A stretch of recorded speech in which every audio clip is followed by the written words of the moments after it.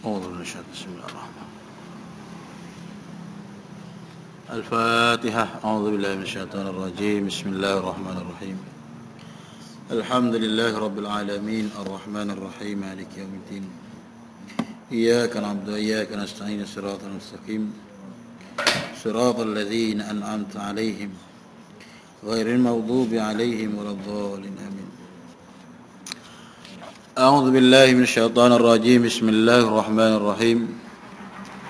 الحمد لله رب العالمين نحمده ونستعينه ونستهديه ونستغفره ونعوذ بالله من شرور أنفسنا ومن سيئات أعمالنا. من يهده الله فلا مضل له ومن يضلل فلا هادي له. أشهد أن لا إله إلا الله وأشهد أن محمدا عبده ورسوله لا نبي بعده. اللهم صل على النبي الأمي وعلى آله وصحبه وسلم. إلهي أنت مقصودي ورضاك مطلوبي أعطني محبتك ومعرفتك. السلام عليكم ورحمة الله تعالى وبركاته. الحمد لله وشكر لله على نعمة الإيمان والإسلام والإحسان. Syukur kita kehadrat Allah Subhanahu wa taala dengan limpah kurnianya. Kasih Allah Subhanahu wa taala yang mana dapat lagi dipertemukan kita di rumah Allah Subhanahu wa taala, yang mana dapat sama-sama kita mengerjakan solat maghrib berjemaah. Mudah-mudahan kita sentiasa di dalam rahmat dan kasih sayang Allah Subhanahu wa taala di dunia dan juga di akhirat. Amin ya rabbal alamin. Dan insya-Allah kita sambung pada pengajian kita di dalam kitab Bidayatul Hidayah pada muka surat 33. Ni orang panggil naskah kitab Yawi. Qala Nabi sallallahu alaihi wasallam, dan tersebut pula dalam hadis, inna man zakarallaha inda wudu'ihi tahharallahu jasadahu kullahu wa man lam yadhkurillaha lam yadhhur minhu illa ma asabahu al-ma'. Rawahu Daruqutni dhaif wa raqi. Katanya Nabi sallallahu alaihi wasallam, sesungguhnya barang siapa yang menyebut nama Allah Taala ketika berwudu, maka Allah Taala akan menyucikan semua jasadnya. Tetapi barang siapa yang tidak menyebut nama Allah Ta'ala ketika berwudu, maka tidak suci daripada jasadnya kecuali hanya anggota yang terkena air sahaja. Lalu dalam sebuah hadis Nabi menyebut bahawasanya sayugialah bagi orang yang mengambil wudu kena banyak ingat pada Allah Subhanahu wa taala. Bahkan kalau sekiranya dia mengambil air semayang dalam keadaan lara, mana hati dia teringat kepada benda lain, anda kata dia tidak membaca doa, tidak menyebut akan nama Allah Subhanahu wa taala. Lalu Nabi kata orang yang apabila dia mengambil air semayang tak sebut nama Tuhan, mana tak mula dengan bismillah, mana kata hati dia tu lalai daripada ingat Allah Subhanahu wa taala, hatinya tidak berzikir, hatinya tak bertasbih, hatinya tidak ingat pada Allah Subhanahu wa taala. Nabi kata maka ketika berwudu, maka Allah Taala akan menyucikan semua jasadnya bagi orang sebut nama Allah Taala dan dia ingat pada Allah Taala. Mana dia khusyuk, mana khusyuk dia tupu sungguh pada ketika dia mengambil wudu. Lalu tetapi barang siapa yang tidak menyebut nama Allah Ta'ala ketika berwudu, maka tidak suci daripada jasadnya kecuali hanya anggota yang terkena air. Mana? Yang ni pada ketika orang ni mengambil wudu, wudunya dikirakan sah, bukan tak sah. Cuma hanya pada bersih anggota hak terkena air sahaja. Lalu pun dari segi segala jasadnya, mana iaitulah dosanya tak dibersihkan oleh Allah Subhanahu wa taala. Mana apabila dia tidak ingat pada Allah Taala. Dan ada pun hadis ni hadis yang dhaif. Dan ada pun hadis yang dhaif ni dia rendah sikit martabat daripada hadis sahih. Ada pun hadis sahih ni dia dhaif ni dhaif di segi perawi, orang yang meriwayat. Tapi walaupun dhaif dia tetap hadis Nabi. Cuma hadis yang dhaif ni dia tidak boleh buat hujah. Kita nak buat hujah tak boleh. Cuma hadis dhaif ni apa panggil semata-mata untuk beramal. Ini pada segi fadhailil a'mal, di segi kelebihan amal-amal kita nak ambil amal ni, ambil habis ni ada hadis, habis hadis dhaif, kita nak beramal boleh. Tapi dhaif ni kalau segi nak menghukum itu tak boleh. Tak, di segi akidah dia tak boleh pakai hadis-hadis dhaif. Tak, dia kena pakai hadis-hadis yang sahih. Adapun di segi fadhailil a'mal boleh. Bahkan Imam Nawawi rahimahullahu taala dia karang satu kitab nama Al-Azkar, segala zikir-zikir. Nah, ada mana dalam tu dia banyak mana menyebut ada yang hadis-hadis dhaif dan ada hadis-hadis sahih. Mana kata hadis dhaif ni di segi fadhil sebagai taghrid, nak menggema orang supaya buat amal ibadat. Terkadang manusia ni dia nak buat amal ibadat, apabila orang perekat mula-mula ni dia kena ada benda hak tarikan berasa sedap, dia boleh ke buat amal ni. Nah, apa yang dia ada perkara yang menggema ada, tapi apabila dia sering dia melakukan amal dah biasa dah, dia tak boleh melazimi dengan gitulah. Nah, dia kena ubah mana? Dengan buat ibadat ni bukan kerana nak ganjaran apa, mengharapkan kepada redha Allah Taala. Tapi mereka mula-mula tak apalah, kita buat kerana nak pahala, tak? Kerana orang panggil nak mana nak syurga Allah Subhanahu Wa Taala. Tapi kata ulama tu ikhlas pakai bawah. Terkadang tak siapa pakai ikhlas lagi. Nah, ada perkara semata-mata kerana Allah Taala, tapi sebagai nak didik hati tak apa mula-mula, pakai mula-mula. Nah, dan lalu orang yang mengambil wuduk apabila mengingat Allah Subhanahu Wa Taala, maka orang ni dia dikatakan bersih akan segala jasadnya, menyucikan semua jasadnya. Dan tetapi barang yang apabila tidak menyebut nama Allah ketika berwuduk, maka tidak suci daripada jasadnya, hanya anggota yang terkena air sahaja. Jadi air yang terkena anggota sahajalah yang mana yang suci. Adapun segala jasadnya tak bersih. Apabila orang ni tak ingat pada Allah Taala. Sebab itulah dalam sembahyang pun dia kena ingat Allah Subhanahu Wa Taala. Inilah segala adab-adab yang disebut dah terdahulu sebagai adab-adab dalam mengambil wuduk. Nah, dan juga apa perkara yang makruh disebut dah. Nah, jangan membiasakan tangan dengan mempercikkan air, perkara makruh kena tinggal. Nah, ada pun menggunakan air ni dia banyak perekat lah. Nah, sebab tu dalam bab guna air ni, nah, apabila terkadang ada orang ambil air ni, mana banyak doa. Nah, apa sekolah dah habis ni. Sebab itulah kalau sekiranya orang ni hatta yang disebut pada hadis Nabi SAW, bahawasanya kalau orang ambil wuduk berlebihan tu kan, seperti sabda Nabi SAW, marra bisa'din wa huwa yatawadda'a qala ma hadha tharafu. Dia kata sesungguhnya Rasulullah SAW lalu di suatu kawasan dan melihat Sa'ad bin Abi Waqqas sedang berwuduk, lalu baginda bersabda, kenapa israf? Israf ni apa? Apa yang lebih sangat ni? Ambil wuduk ni siapa berdoa-doa. Orang panggil air ni apa, kalau sekolah ni dah habis. Kalau air lori taki tu dah habis, pada habis seorang je. Tambah-tambah pula air payah, lori taki minyak, lori taki air pada dia seorang je ambil wuduk. Maka bapa yang jadi gini ni, Nabi kata bapa yang israf. Apa yang israf ni dia berlebih-lebihan pada mengambil wuduk. Nah, maka kata saya, adakah pada wuduk juga terdapat itu, adakah pada mengambil wuduk ni dikatakan berlebih-lebihan juga ya Rasulullah? Tak, kita ambil wuduk ni bukan bazir. Seolah gitu. Dah ambil wuduk. Lalu Nabi kata, mana lalu dia, sekalipun kamu berada dalam sungai mengalir sekalipun, kalau mengambil wuduk berdoa-doa pun dikatakan bazir. Sebab tu innal mubaziru kana ikhwana syayatin. Orang yang bazir ni ialah saudara syaitan. Sebab tu khairul umuri awsatuha. Sebaik-baik pekerjaan kata Nabi pertengahan. Tak kurang sangat, tak banyak sangat.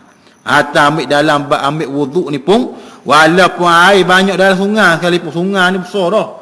Walaupun sungai sekalipun, mana makruh kita ambil wuduk berlebih-lebihan.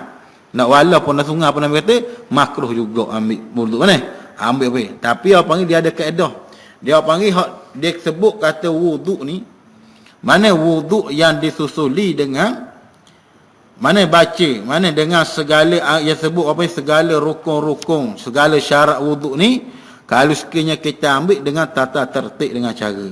Tapi ada sekaedah satu lagi, kalau seandainya kita nak ambil wuduk sana itu nyelang, boleh kau? Tak. Cuma nyelang ni dia syarat dia mana niat saja. Tak.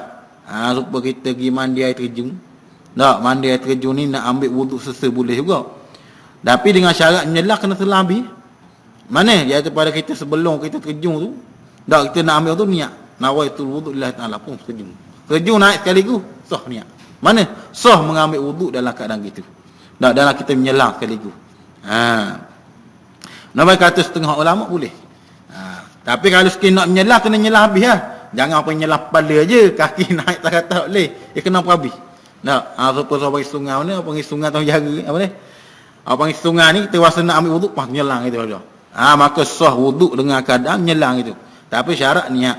Adapun syarat wuduk yang sempurna kita ambil ni, mana dengan segala rukun yang 6 sana itu, dia kena tertib.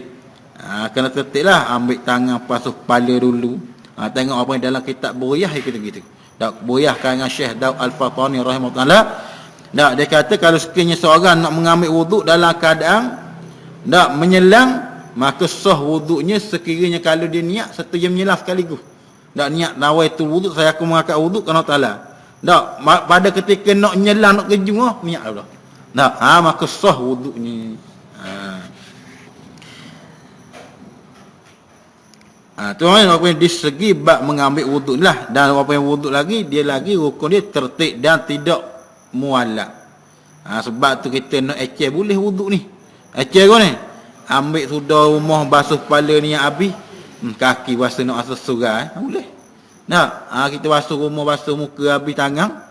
Mana basuh kau pakai ku belaka. Lalu kaki tak basuh lagi mana? Basuh surai.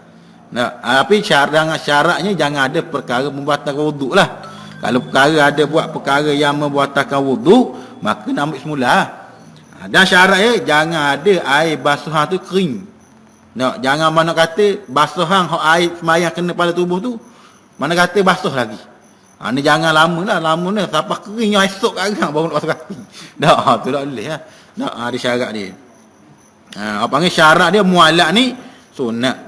Berturut-turut. Ia tidak rukun dalam apa panggil rukun dalam wuduk lah. Kerana wuduk ni rukun, mana hak dua perkara tu kita sebut. Mana dua empat basuh, dua kering. Niat dan tertib. Ada pun muallak. Muallak ni tu ambil basuh kepala buat situ boleh. Tak boleh buat lain. Tu panggil muallak. Tu habis pada segi bab mengambil wuduk. Hatta panggil guna daripada mana air.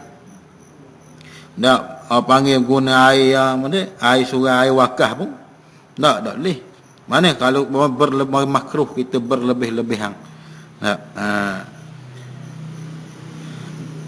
Dan lagi pula dia kata yang keempatnya iaitulah adab-adab mandi. Kerana panggil dia ada bila sebut kata hadas ni dia dua perkara. Yang pertamanya hadas besar dan yang keduanya hadas kecil. Hadas kecil panggil nak menghilangkan seseorang daripada hadas yang kecil, iaitulah dengan mengambil wuduk. Sebab apa ambil wuduk? Kerana ada perkara-perkara yang membatalkan. Apa perkara-perkara yang membatalkan wuduk?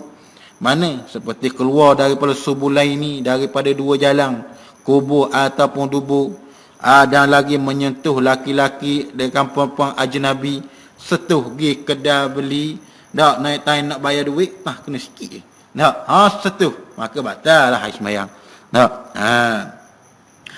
Dan juga mana? Menyentuh akan kemaluan.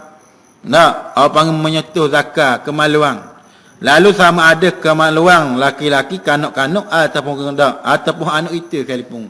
Betul lah suruh basuh tak. Bini hati basuh lah baik anak ni. Kita pun basuh, tersentuh. Maka batal sembahyang. Walaupun perkara yang lain dan ataupun kemaluan yang terpotong. Dak orang tanya, dak kemaluan terpotong lagu mana boleh dak? Mana? Tuang ni apa panggil dak? Apa panggil kemau jatuh? Dak accident ke? Dak potong kerak. Kita pergi situ. Lagu mana? Batal juga. Kenapa? Apa panggil kemaluan. Dak. Mana baik kemaluan? Dan setuh pula mana? Setuh dengan anak perut jari. Dak mana perut jari ni? Perut jari. Dak. Ada pun setuh belakang tidak batal. Ni perut jari ni. Perut ni. Dak. Belakang ni. Sini. Kalau setuh ni, setuh sini. Tak. Wasa panggil setuh ni. Setuh belakang je. Tu tak batal. Dan juga setuh pada halaqah punggung, halaqah dubur. Mana? Tempat keluar najis itu. Tu situ pun batal juga air semayang.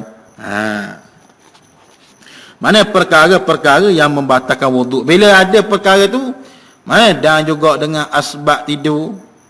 Sekadar pun tidur. Mana? Tidur time Jumaat. Banyak berlaku lah. Tak, sini orang dengar belakang Jumaat ni. Tanya Jumaat agak tidur. Lagu mana batal tak semayang? Tak senakan dalam apabila seorang tidur, maka batal semayangnya. Melainkan kalau sekiranya, mana? Tetap papa punggung. Tak, papa punggungnya tetap. Lagu mana tetap? Tak, duduk sela lah. Kalau terkakak sikit punggung ketika tidur, tak, maka batal. Dia kata keluar. Tak, keluar angin. Tapi kalau sekiranya tidak, mana tetap papa punggung, tidak bawa jadi batal lah semayang. Tak. Tak batal air semayang. Kalau tak batal semayang, tak batal air semayang. Dan lagi pula dia kata, habis apa yang di segi wuduk, apa yang hadas kecil, dia panggil nak menghilangkan daripada seorang tu berhadas kecil, iaitu dengan wuduk. Manakala istibahatus solah, ataupun kerana nak mengharuskan semayang, ataupun kerana nak mengambil mishah Al-Quran. Al-Quran yang wajib kena ada semayang. Tak boleh kita nak menanggung benda Quran dengan tak ada wuduk, haram. Ini apa yang dari segi hadas-hadas kecil lah. Kita panggil buat perkara seperti semayang dan juga baca Al-Quran, mesti kena ada wuduk. Nak boleh tu orang yang berwuduk, maka orang ni tidak ada hadas kecil baginya. Dan yang keduanya iaitu hadas yang besar. Bila sebut hadas besar, iaitulah mana dia mewajibkan dengan mandi tak memadai dengan wuduk. Kena mandi. Lalu dia kata dalam bab mandi ni, mandi wajib bila sebab apa? Perkara, 6 perkara yang menyebabkan wajib mandi. Yang pertamanya iaitulah mandi janabah dengan sebab jima'. Orang nikah lah. Dengan sebab dia menikah, lalu dengan sebab mewati antara laki-laki dengan perempuan, maka ni wajib dengan mandi apabila keluar mani ataupun tidak. Ada keluar hanya hasyafah saja masuk. Kita terang lalu lah. Bukan orang panggil tu, terang nampak sikit. Apa panggil hasyafah tu masuk pada dalam, mana apa yang takut tu masuk, maka apa panggil kena mandi janabah. Walaupun tak keluar mani sekalipun. Kena mandi. Dia kata, tak keluar itu. Tak keluar pun bila masuk antara khitam perempuan dengan mana? Syafah laki-laki takut kan itu. Bila masuk dalam, walaupun sekejap, wajib kena mandi janabah dah. Walaupun tak keluar mani sekalipun. Mana? Majlis apa? Sebab kerana dengan asbab jima'. Dan ataupun keluar mani, tak kira lah. Apa panggil bila sebutkan sama ada dengan mimpi ke. Tak, ataupun duk teringat, duk khoya, duk tahulah khoya ke batang ketuh ke mana. Tak, tiba-tiba ngikat. Tak. Apa dan yang keduanya, perkara yang wajib memandi. Sebab apa wajib mandi? Kerana mati orang Islam. Tak, melainkan orang mati syahid. Syahid dunia dan akhirat. Wajib dunia akhirat, tak wajib mandi ya. Bahkan orang mandi haram pula. Kenapa? Kerana darah orang mati syahid dunia akhirat ni sebagai menjadi saksi di hadapan Allah Subhanahu Wa Taala. Tak. Dan lagi pula orang mati, orang yang Islam, apa panggil orang hidup lah wajib mandi. Dan orang mati dia mandi dah. Dan yang ketiga dengan sebab haid, yang keempatnya dengan sebab nifah, yang kelimanya dengan sebab beranak. Walaupun tak keluar nifah, beranak saja. Ni kena tahu, nak menikah kena tahu belaka ni. Dan lagi pula yang kena najis segala anggota badan. Ni perkara yang mana? Habis tak lembu setiap tubuh habis. Panggil duk dah molek, hujan-hujan lalu kok kereta mana berau habis setiap tubuh. Maka wajib kena mandi. Mana? Wajib kena bersih najis, habis sebab kena tubuh badan ni wajib kena mandi lah. Tapi dia walaupun wanda kerana perkara ni wajib mandi, dia ada perkara yang tak wajib niat. Dan dia ada perkara yang wajib niat. Dak hak wajib niat, yang pertama janabah. Dak orang dalam keadaan junub. Dan juga orang dalam keadaan perempuan yang keluar haid ataupun nifas. Dan yang ke empat perkara kena niat, dua perkara ni tak wajib niat. Tak seperti mandi orang mayat, orang mati, tak wajib niat. Tak, orang panggil sunat saja kalau niat. Tak. Lalu apabila nak mandi ni, dia ada adab-adabnya tertentu. Tak, ada adab, bukan pakai ambil cebok berau je lalu. Tak, dia ada adab-adab je lah. Dan orang panggil Islam ni dia ajar kita manusia ni supaya jadi orang yang beradab, supaya nak didik, supaya jadi akhlakul karimah, akhlak yang mulia. Kerana Nabi SAW diutuhkan di atas muka dunia ni, da innama buistu li utammima makarimal akhlak. Da aku diutuhkan di atas dunia ni li utammima, kerana nak menyempurnakan tempat keluarnya akhlak manusia. Mana tempat keluar akhlak? Hati. Tak. Di hati yang malu, nak boleh hati comel ni dia kena dengan perbuatan. Tak, bila kita perbuatan jaga adab, lama-lama Allah Ta'ala pelihara, Allah Ta'ala buka cahaya dalam hati kita. Lalu yang keempat, dia nak bicarakan adab mandi. Baru masuklah tadi kita abang tahu muka demo. Tak. Lalu bahawasanya apabila engkau junub, sama ada kerana bermimpi ataupun jimuk, maka bawalah satu ambir air ke kamar mandi. Dan mulakan dengan membasuh kedua tanganmu tiga kali, meninggalkan segala kotoran dari badanmu. Kemudian hendaklah engkau berwuduk seperti wuduk yang engkau buat untuk sembahyang beserta segala dengan doanya. Tak. Apabila seorang je sebelum daripada nak mandi wajib ni, nak mandi janabah ataupun mandi wajib. Tak. Apabila seorang sebelum daripada nak mandi wajib, dia kata sunat ambil air sebeledi, apa panggil secebok, ataupun lain ni dia akan cebok dah pakai pahit. Tak. Atau buka pahit, mana basuh dulu akan anggotamu dan hilang dulu segala najis. Tak. Kalau nak berok dulu. Tak. Nak kecing dulu. Tak, selesai apa yang bersih najis dulu. Dan juga selepas tu dia kata sunat pula mengambil wuduk. Mana hendaklah engkau berwuduk seperti wuduk engkau berbuat untuk semayang beserta segala dengan doanya. Dan lagi pula sunat, iaitulah adab lagi dalam keadaan nak mandi wajib ni. Apa dia? Iaitulah sunatlah kamu berwuduk seperti mana engkau buat untuk semayang. Wuduk sama saat ni. Tak, basuh panggil komo, basuh komo air dalam hidung. Tak, basuh perengah tangan, komo air dalam hidung, batu niat ambil air semayang. Maka lagu mana patut panggil basuh habis tapak kaki belakang sampai tertib segala wuduk-wuduk tersebut. Dan demikianlah membasuh kedua kakimu supaya air tidak jadi sia-sia. Dan kemudian kan membasuh kedua kakimu supaya air tidak jadi sia-sia.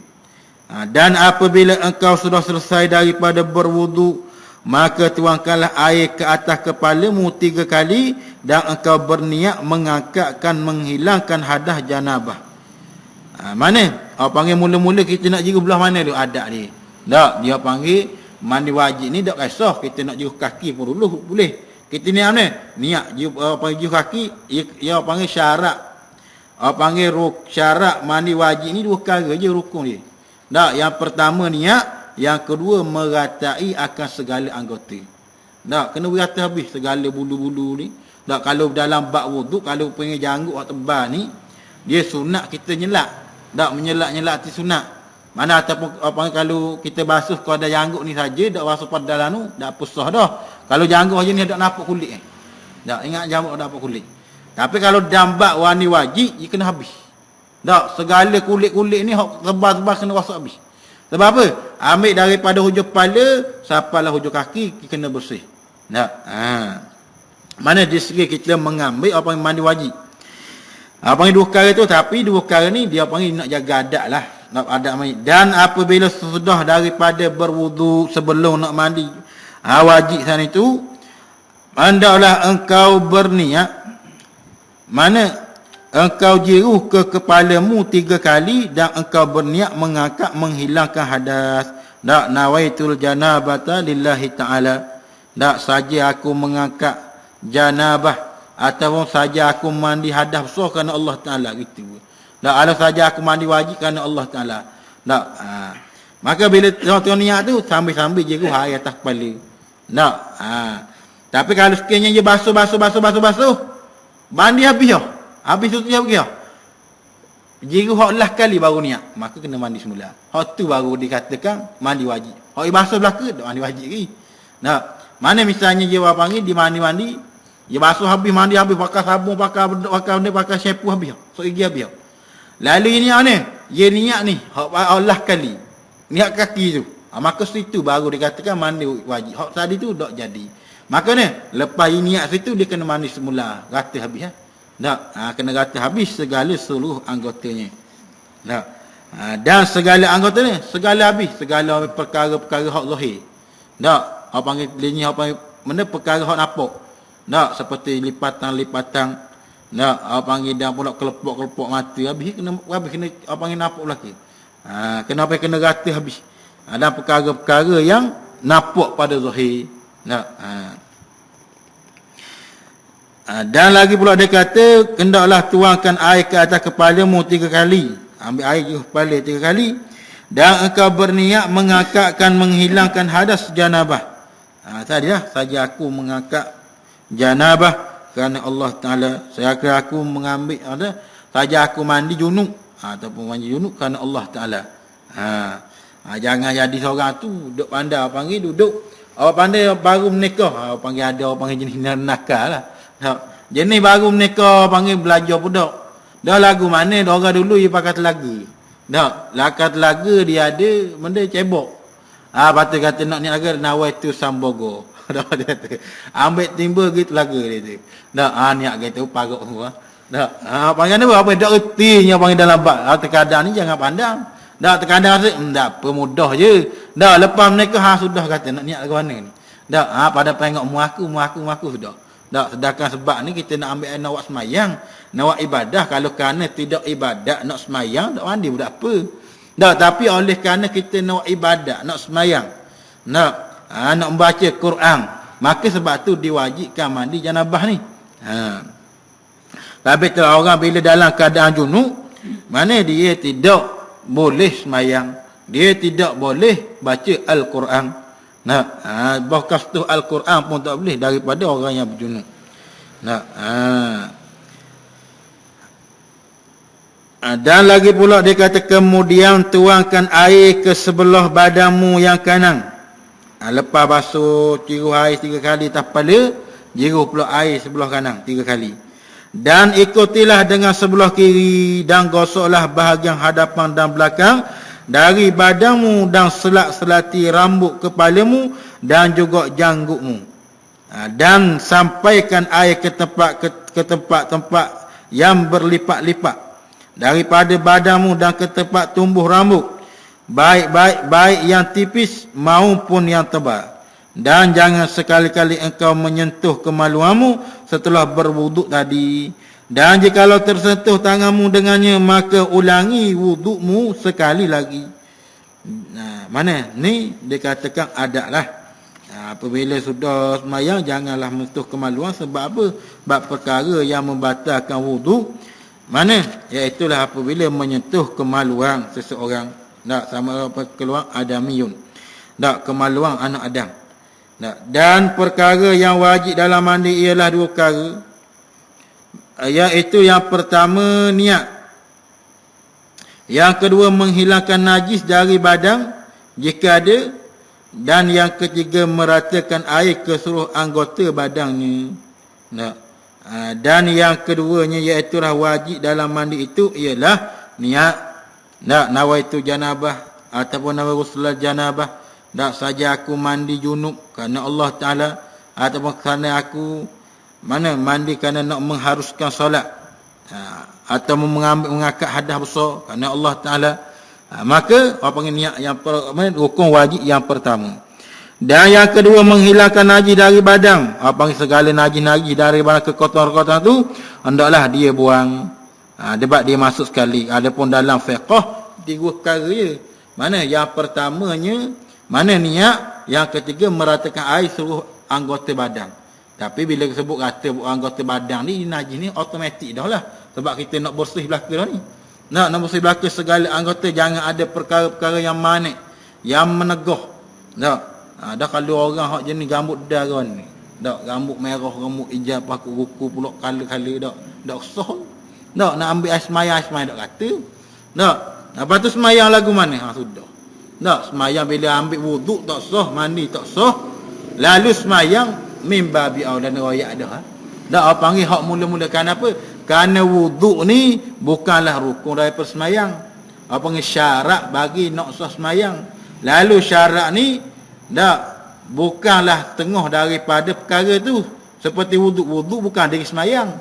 Tapi wuduk ni ialah perkara yang nak membolehkan semayang. Apabila perkara tu nak boleh semayang, syarat nak sah semayang kena ada wuduk. Tapi wuduk ni bukan bahagian daripada semayang. Semayang ni boleh. Kalau benda muftatahatun bitakwi, muftatimatun bitaslim. Mula dengan takbiratul ihram, selesai dengan salam. Tu panggil semayang. Adapun wuduk ni bukan yang daripada semayang, dia syarat bagi nak sah semayang. Lalu kalau wuduk tak sah, ambil air semayang pun tak rata, tak kena pada tubuh, maka semayang pun tak sah. Bila semayang tak sah, ibarat seperti tak semayang langsung.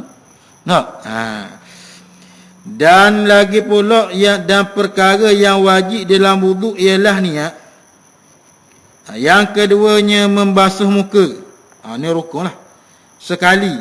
Dan membasuh kedua tangan sampai kedua siku juga sekali. Menyapu sebahagian dari kepala sekali. Dan membasuh kedua kaki sampai ke mata kaki sekali. Dan yang keenamnya iaitu tertib 6 perkara dalam mengambil wuduk. Dan yang lain daripada itu hukumnya adalah sunat muakkadah, sunat yang ditutup. Sunat muakkadah ni sunat hak tutup. Kalau boleh jangan tinggal itu lah. Sunat muakkadah ni. Sunat muakkad ni apa panggil dia ada mana? Sunat muakkadah apa sunat yang ditutup seperti mana korban. Korban ni apa panggil ibadah korban ni sunat. Bukan wajib. Sunat hak wajib ni hanya Rasulullah saja. Nabi bagi nabi ni korban ni wajib bagi dia. Sabit tu Nabi ni apa tiap-tiap tahun dia korban. Bukan kata setahun seumur hidup sekali, setiap-tiap tahun. Kenapa? Kerana bagi Rasulullah wajib di atasnya korban. Ataupun ada pun bagi umat Nabi ni dia sunat. Apa ni? Sunat muakkadah. Kalau boleh buat benda korban ni. Mana ibadah korban apa syariat daripada Nabi Ibrahim alaihi wasallam. Dan yang lain daripada itu hukumnya sunat muakkadah. Dan kelebihannya sangat banyak. Dan pahalanya sangat besar. Dan orang yang tidak mengambil perhatian dengan yang sunat ini adalah rugi, dia kata. Orang yang mana tidak ambil perhatian, tidak mengambil sunat, buat-buat perkara ini, amatlah rugi sekali, dia kata. Apa panggil sebagai peluang modal. Kalau orang suruh kerja kau, hari ni ada OT OT gaji 5 kali. Bayar 5 kali ganda. Bukan 2 kali ganda, 5 kali ganda. Kalau orang tak pergi, rugi lah. OT bukan lama ni pun kejap je. Panggil bayar 5 kali ganda, Allah rugi lah. Ni begitulah. Hak sunat ni, mana hak sunat muakkad amat besar sekali. Orang tak buat, maka rugi amat-amat sangat. Panggil peluang keemasan. Dan bahkan boleh membahayakan yang wajib. Kerana perkara-perkara yang sunat itu menyempurnakan kepada kekurangan yang ada pada yang wajib. Bahkan orang yang apabila meninggalkan yang sunat, dia kata mana boleh membahayakan akan perkara-perkara yang wajib. Sebab apa? Terkadang perkara hak wajib yang kita buat ni ada cacat celah hak kita tak sedar. Ada benda-benda kita buat kita tak sedar, benda tu ada kurang. Kita berasa molek dah benda ni. Kita buat. Terkadang ada benda hak kita galik, dah kan sah dah perkara tu. Tapi ada benda hak kurang sikit sebanyak. Tambah-tambah dengan semayang khusyuk pun kurang. Lalu bila dengan asbab kurang ni, maka terkadang hak kurang ni, hak sunat ni lah dia akan menempel, kata Imam Ghazali, dia akan tapung. Dak orang panggil hak nak napung tu ada. Orang panggil sebagai spare lah. Kalau kapal agak orang panggil, mana orang panggil siap cadang, orang panggil napung tu ada.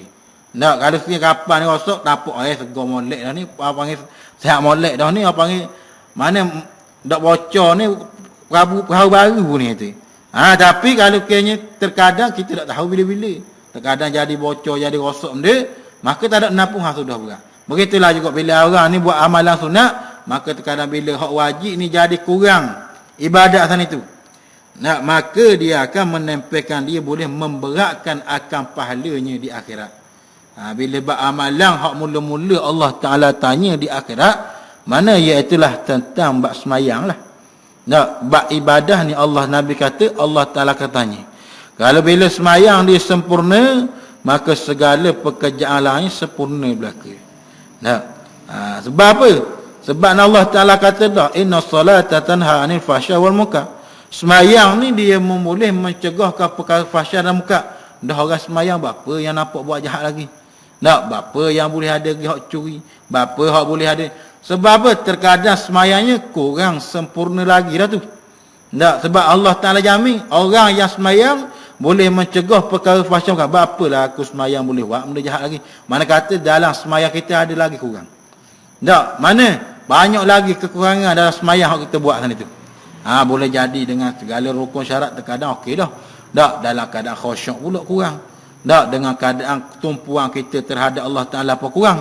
Terkadang semayang surah, mana panggil surah boya ni, surah baru, tubuh badan duduk sini, tapi hati duduk pas Singapura. Pas Singapura, pas Kuala Lumpur dak. Kita sendiri lah, walau tak tahu Allah Alam. Sebab tu apa dalam bab kebersihan hati sungguh. Tapi tu sebab apabila kita buat perkara yang sunat ni, dibimbangi amalan yang kita buat tu, jadi macam ni apa yang jadi kurang. Patutnya berat dah. Apabila terkadang dosa dengan pahala ni, kalau ditimbang amalan tiba Allah Ta'ala cek Allah. Bila tengok ringan akan pahalanya panggil wajib. Lalu kata malaikat, ya malaikat, ada tak orang ni buat sunat? Ada ya Allah. Akan ambil pahala sunat ni untuk timbangan berat ni. Maka diberatkan akan pahalanya. Walaupun berat ni tak banyak, walaupun seperti berat sikit je daripada dosa, maka orang ni masuk dalam syurga Allah Subhanahu Wa Ta'ala. Dan lagi pula dia kata inilah perkara-perkara yang bahawasanya dalam bab mandi dalam bab janabah ni ialah wajiblah bagi orang sana itu nak mengerjakannya. Dan lagi pula dia sunat dengan segera. Sunat apa panggil tak wajib segera mandi junub ni. Lalu apa dia sunat segera ni. Tapi kalau sekiranya kalau sekiranya dalam apabila picit waktu, mana waktu ni nak habis hak semayang, maka hak ni dia jadi wajib dengan segera lah. Tapi kalau waktu hak lambat lagi, dia sunat saja segera. Atau panggil dalam bab fiqh lah. Dan lagi pula dia kata habis dalam babul tayammum, bab tayammum. Bab tayammum ni bab istibahatil solah. Bab nak mengharuskan solat apabila seseorang itu mengambil tayammum apabila dia tidak dapat air. Apabila tak dapat air ataupun dalam keadaan orang sakit penting ni. Bab tayammum ni penting. Terkadang orang ni pergi hospital kau. Pergi hospital apa dak semayang, kita sakit orang jarum cocok ni dak semayang dak apa nanti sihat dulu tinggal semayang dak semayang tu. Apa kata sakit dah nak ambil semayang dak sah. Apa dak ngaji. Kalau orang tahu bab tayammum ya semayang. Tapi memang kalau sekiranya apa dak semayang tiba-tiba tu orang ambil nyawa sudah habis. Sebab tu dalam bab tayammum dia kenalah. Dia kena ambil tahu. Terkadang kita sakit tak tahu apa bila-bila. Apa kita tak minta-minta lah sakit itu. Tapi terkadang Allah Ta'ala ni kita tak tahu. Dan Allah Ta'ala letak kita lagu mana keadaan. Tapi bila jadi gini, jadi mudah lah. Sebab tu kalau dalam bab agama ni orang tahu dalam bab agama dengan ada ilmu buat tahu mudah lalu dah. Tapi kalau tak tahu benda satu, buat rasa payahlah nak semayang. Nak ambil air semayang mana kita ni orang tengah ni. Dah sudah. Tak pakai dak buat dah.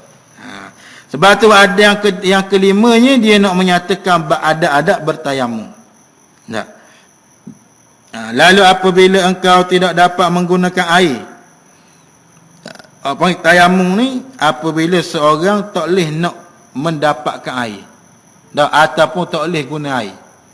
Berapa? Yang pertamanya keadaan sesudah berusaha mencarinya, ketiadaannya sesudah berusaha mencarinya. Air tak ada, musim payah mungkin kemarau. Musim kemarau Allah payahnya cari air. Air pahit pun air benda air tasik pun kering juga. Tak ada air, tak tahu nak cari mana. Lalu pergilah habis kata. Kalau kita tahu kata setempat tu ada air, wajib kena pergi. Tak kena cari air. Lalu nak cari air ni tak ada. Panggil habis usaha, habis puas lah usaha. Tak ada air. Maka bolehlah bertayamum. Tapi kalau sekiranya duduk tengah-tengah tayamum, tiba-tiba buang ada air, maka tayamum tu terbatal. Tak sah. Kena ambil air semayang mula. Kalau misalnya tiba-tiba ambil air bertayamum tu, mana tiba-tiba ada air semula. Ni dia kata dia cari usaha dah. Usaha habis cari dah. Tapi air ni tak jumpa juga. Ni apa panggil orang tempat susah jadi sungguh ni. Tapi kita alhamdulillah Allah Taala bagi nikmat besar, banyak nikmat ni. Airnya mudah. Tapi kalau pergi kawasan-kawasan apa panggil susah sungguh. Dengan air pun payah. Nak boleh apa panggil nak minum pun payah. Dan yang keduanya atau sebab uzur sakit. Yang kedua dengan sebab uzur sakit. Sebab sakit mana? Apa kena semi ke? Apa kena bau patah tangan kena semi. Ataupun mana lagi? Ataupun panggil kaki ni apa panggil anggota ataupun kaki sana itu apa panggil kena semi ke? Tak boleh kena anggota wudu. Maka dia kena bertayamum. Dan juga akan perkara-perkara yang tidak mengatakan air terkadang apabila pergi hospital, tak ada orang berjarum sini cocok masa air sini bila sini apa panggil anggota wuduk tu. Bila anggota wuduk, air nak kalau nak buang, air sakit kita nak cocok pula. Kalau macam ambu ni kalau orang cocok ni 14 kali. Apa panggil tak boleh sakit pedih kau. Apa terpaksa, maka kena dengan tayamum. Tapi waktu dia kena mengambil wuduk dululah. Dia kena ambil wuduk dulu. Apa sekadar mana hak kena pada anggota je. Lepas tu barulah dia bertayamum balik. Bertayamum maka sembahyang dia sah lah. Sah sembahyang itu. Mana apa bagi anggota yang tak kena akan anggota yang tak boleh kena air. Ataupun dia kata ada halangan dari sampai mencapai air disebabkan adanya binatang buas atau sebab ditahan di dalam penjara. Ataupun dia kata mana iaitulah ada halangan dari sampai nak boleh sampai air, ada cari-cari ada dah air. Tiba-tiba rimau cokoh 2 ekor situ tak lagi. Agis situ makan ke dia mati. Panggil habis tu la dirara wa la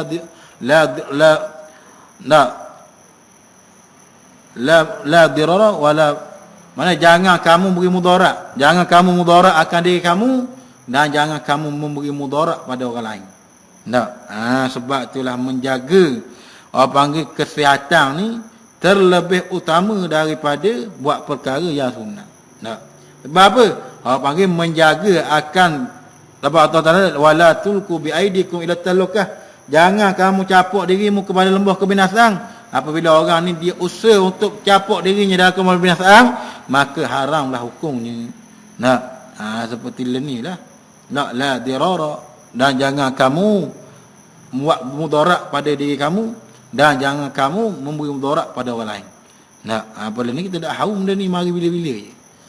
Pada mari pula kita tak tahu, terkadang kita ada gini-gini tak buang kena kat orang pula. Sebab tu dia jaga. Dan lagi pula dia kata ataupun air ni mana payah nak jumpa ataupun kerana apa binatang, ada binatang yang mana duduk tepi air hak kita cari jumpa lah tu.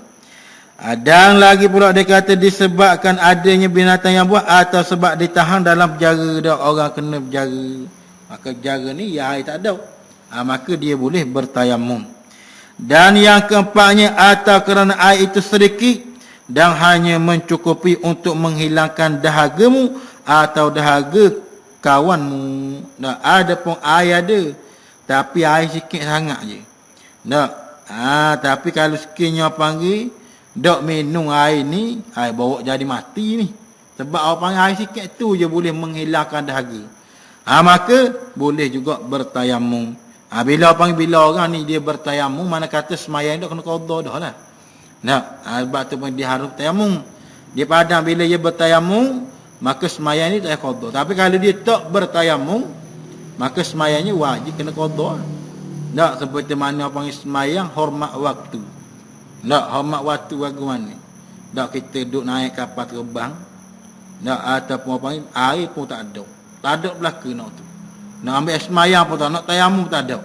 Maka waktu nak ambil dah, maka kita semayang dalam keadaan begitu. Maka dikatakan semayang hormat waktu. Maka hormat waktu ni semayang dalam tak ada wuduk lah. Tapi apabila selesai daripada segala mushaf mana susah-susah dalam keadaan senang, dia kena semayang semula. Tak kena qada sana itu. Tapi kalau ditakdirkan bila semayang hormat waktu dia mati, maka waktu tak disoal Allah Taala dah. Dan yang kelima, atau kena air itu milik orang lain yang dia tidak mahu menjualnya kecuali dengan harga yang lebih mahal dari harga biasanya. Ataupun yang kelima, sebab tak boleh tayamum ni kerana air itu ada tapi air ni milik orang. Ataupun milik orang sebelah. Air ada, air orang sebelah, orang jiran sebelah. Bukan sini lah, ikutlah orang jiran sebelah misal. Lalu kita nak minta dia kata boleh, mu kena bayar. Mana? Orang panggil setong 5 liter, mana 100 ya? Kena bayar. Allah, kita tak mampu lah. Tak panggil duit banyak tu. Tak bayar ni. Tak mampu. Maka dia kata boleh kita bertayamum. Walaupun air ada depan pun milik orang. Dan lagi pula yang keempatnya, yang keenam, atau kerana ada luka dan sakit di badanmu yang engkau khawatir atas kemudaratan dirimu apabila menggunakan air. Ataupun kerana ada luka. Luka kepala ke luka tangan. Dia kata kalau luka ni kata kalau kena air tak boleh ni. Apa panggil dia kau mudarat. Dia kau teruk lagi ni. Maka kita takutlah kena air, maka boleh dengan bertayamum, maka sah dah sembahyang dia. Dan maka dalam keadaan ini hendaklah engkau menunggu sehingga masuk waktu sembahyang yang fardu. Tidak samalah. Orang bertayamum dia sama dengan wuduk. Kalau wuduk ni kita ambil wuduk mana? Wuduk kita ambil waktu subuh. Lalu kita nak semayang zuhur. Lagi mana wuduk tu tak batal, boleh kita semayang wuduk waktu subuh ni. Tapi ada pun tayamum, dia syarat dia kena kita nak ambil tayamum ni pada ketika masuk waktu dah.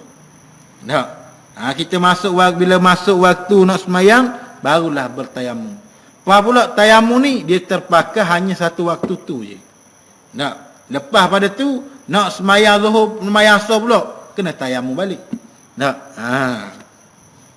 Mana kata orang panggil nak ambil tayamum ni, dia kena mana, iaitulah pada ketika masuk waktu dulu baru boleh tayamum. Ia seperti mana orang yang nyakit sil bau. Orang nyakit dedah ni. Orang nyakit dedah kita royak itu. Ada royak. Ia kena ambil semayang kok, pergi ambil semayang dalam waktu. Tidak boleh tu kalau semayang subuh nak semayang zuhur tak boleh. Orang nyakit sil bau apa kecil dedah. Orang panggil benda kipas bocor, kipas olek. Kipas panggil kita kecil rohani dia olek. Tubik sama monel tak susu getah itu. Maka panggil dia kena ambil air semayang sana itu, mana kena tunggu waktu dulu. Orang panggil sebab. So itu juga orang yang nak tayamum, dia kena tunggu waktu dulu. Dan lagi pula anda engkau menunggu sehingga masuk waktu semayang yang fardu, kemudian carilah tanah yang baik dan berdebu dan tidak bercampur dengan benda yang lain. Tanah itu suci dan lembut. Maka engkau pukulkan kedua tapak tanganmu ke atas tanah tadi sambil merapatkan jari-jarimu dan berniat olehmu akan ibahatus salah. Maksudnya membuat sesuatu yang membolehkan sembahyang fardu. Lalu engkau sapukan kedua tanganmu tadi ke mukamu sekali dan janganlah engkau bersusah-susah untuk memastikan debu itu sampai ke tempat tumbuh rambut sama ada tebal atau nipis. Kemudian lepaskan cincinmu jika ada. Mana dia cara bertayamum? Iaitulah apa panggil caranya, dia kena cari debu. Debu yang bersih lah. Jangan debu kotor. Dia nak debu bersih. Apa panggil sebut bila kata debu ni, ikutlah debu tanah ke. Tepung tanah tak boh. Dia kata ke darat Itu laki ni beli tepung gandum ah. Nak buat tayamum lah lihat tepung gandum. Dia syarat nak debu tanah. Tak.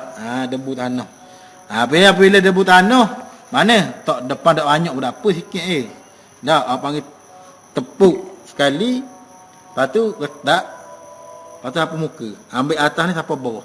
Habis sekali basuh. Jangan dua. Kalau dua jadi mustakmal. Nak bila mustakmal tak sah ambil wuduk tu. Sekali Letak atas ni sekali Tak, sekali basuh. Niat tu basuh tu. Tak, nawaitu istibahatan. Nawaitu istihabah. Nawaitu ibahatus solah. Tak, saja aku mengharuskan solat kerana Allah Ta'ala tu niat dia. Tak, lepas tu yang kedua, mana iaitu basuh tangan. Basuh tangan mula tangan kanan dulu. Tak, tangan kanan, dia pusing gitu. Tak pusing dapat atas ni. Cara pusing gitu. Tangan kanan, ni tangan kiri, tak basuh tangan kanan. Basuh gini, pusing. Atau ni gini dulu.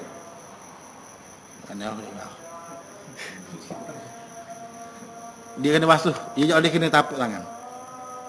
Dia kena basuh kat ni je. Sampai sini, ni pusing gini. Pusing gini sampai sini. Tidak boleh sampai gitu. Kalau gini dia jadi mustakmal. Pada debu pula dia basuh muka ni, tak boleh debu ni jatuh pada tanah ni. Dia kena kita ngadat lain.